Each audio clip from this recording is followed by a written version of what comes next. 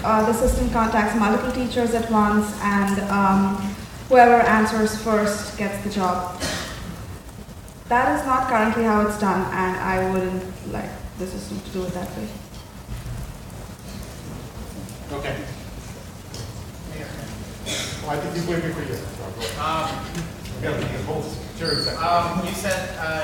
You said before that a teacher can call as far in advance as they want to get a substitute. However, you also said that the system can handle it differently.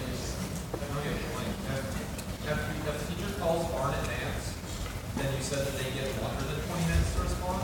At what point does it switch from them getting a day to them only getting 20 minutes? As I mentioned the last time, firstly, if it is 10 days before class, each teacher gets a day to respond. If it is within the time frame of 10 days before class to 1 day before class, each teacher gets half a day to respond. Otherwise, the time period goes down to 20 minutes to respond. Okay. In the back. Yeah.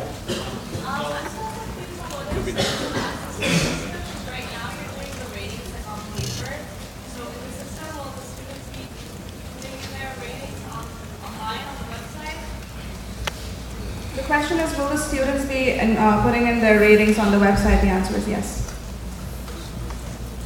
Okay. And you, go ahead. So the large points of failure in a class like this is like the lack of client and user input. So I was wondering if there would be opportunities for us to observe existing workflows and systems and then carry out you or the principal or the other administrators to be available for user testing during the development process. Okay. Could I ask everyone else to be a little bit quieter, or could I ask you to repeat the question a little bit louder? Okay, so a large point of failure is lack of client or user interaction during the development process.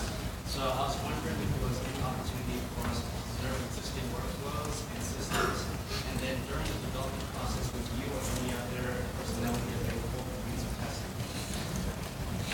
The question is, would you be available for field studies, and after the system has been developed, would you be available to test the system? Field study, yes, if it does not affect our daily workflow, and any testing after the system has been deployed, yes, why not? Okay. Go ahead.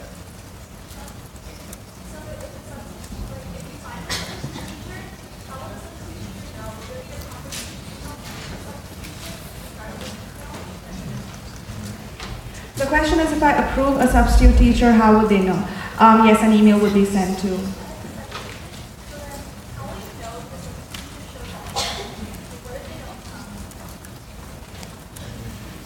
The question is, how would I know if a substitute teacher has showed up for the lecture? Well, that is not really a part of my job. My job is only assigning the substitute teachers. If they do not show up for the lectures, then of course they wouldn't have any student ratings, and then we monitor why the teacher didn't show up for the lecture, and automatically they are put much below in the files that we currently have. Like their form is put much below in the file, and the chances of them being assigned as a substitute teacher again are very less. Anyone who hasn't had their hand up before has had a question? Yeah.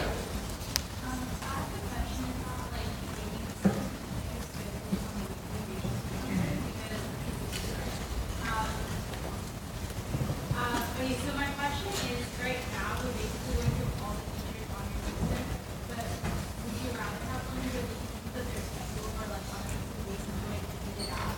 So when it comes to like choosing a substitute teacher, the system will go through when they're available on the weekly, rather than going through everyone and making one potentially delay. The question is, should the substitute teachers basically have their calendars in the system so that their availability can be automatically monitored?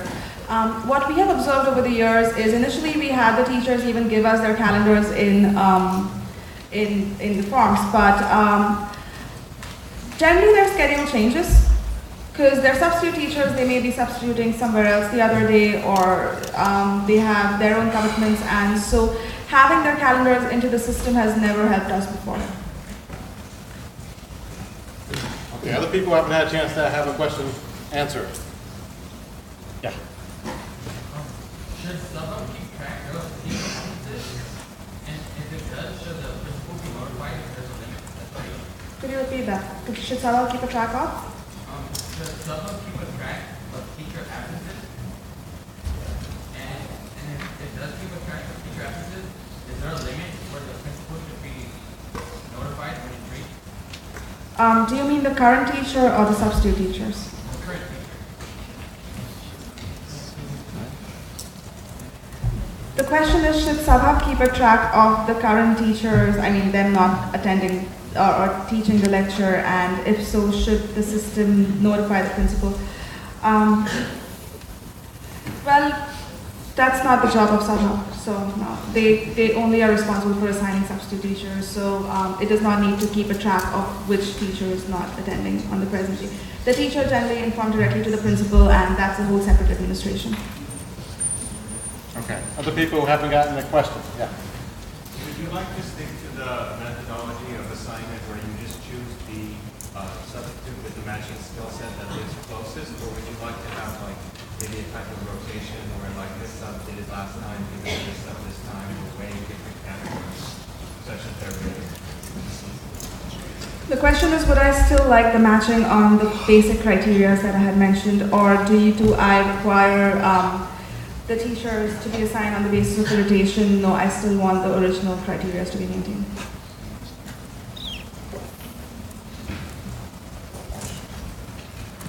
This is a question about the call system for the edge-based.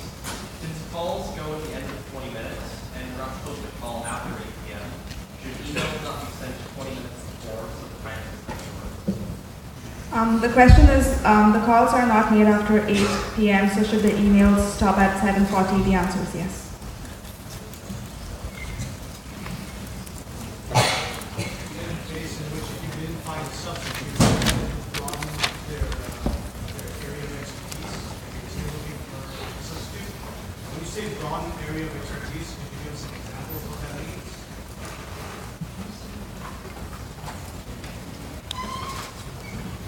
The question is, originally the teachers are assigned according to their areas of expertise, and later it's broadened. So that's not the first criteria which is let loose a little. It's always things such as the distance from their home, which is first considered as not an important point. Then if you talk specifically about subject knowledge, it would be related to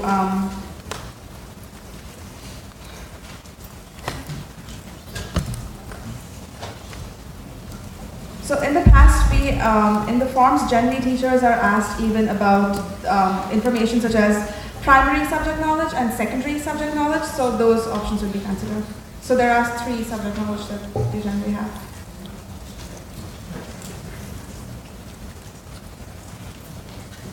Okay, any more questions along those lines? Sort of how is teachers selected, ratings, that kind of thing, not rating by the students? Yeah. Okay, so you have a deadline like half an hour before class starts for the teacher to get back to you. So let's say a teacher does get back to you at that deadline, but they live 45 minutes away from campus, so there's no way they could get to that class in time. How does the current system handle this? The question is that if the teacher gets back to me half an hour before the deadline, but they live 45 minutes away from the class, well, then they cannot really make it to class. And so in that case, an email will be sent to the principal, and whatever the principal decides would be considered. So if I cannot find a substitute teacher half an hour before class for whom it is feasible to teach at that particular time, an email is sent to the principal. Okay. You had mentioned that each substitute teacher is given a day. For example, you had said for a 10-day period, should be called every day. But what if that list was larger than 10? Let's say it was 15. So then would the first 10 get a day, and then the last 5 call the day of? Or do you want the system to automatically populate and pick them all into those 10 days? That's not what those 10 days were for. The method that currently we follow is anytime before 10 days, suppose today is the 15th of April, so anytime before the 5th of April, each teacher would get a day to respond. From 5th of April to 14th of April, the teacher would get half a day to respond, and then they would get only 20 minutes to respond. So those 10 days period is not to get all the teachers fit into that time span. So just to reiterate what you just mentioned. So from 5 days and above, you're given 1 day. And then from 5 days till the day of, or the day before, you're given half a day to respond.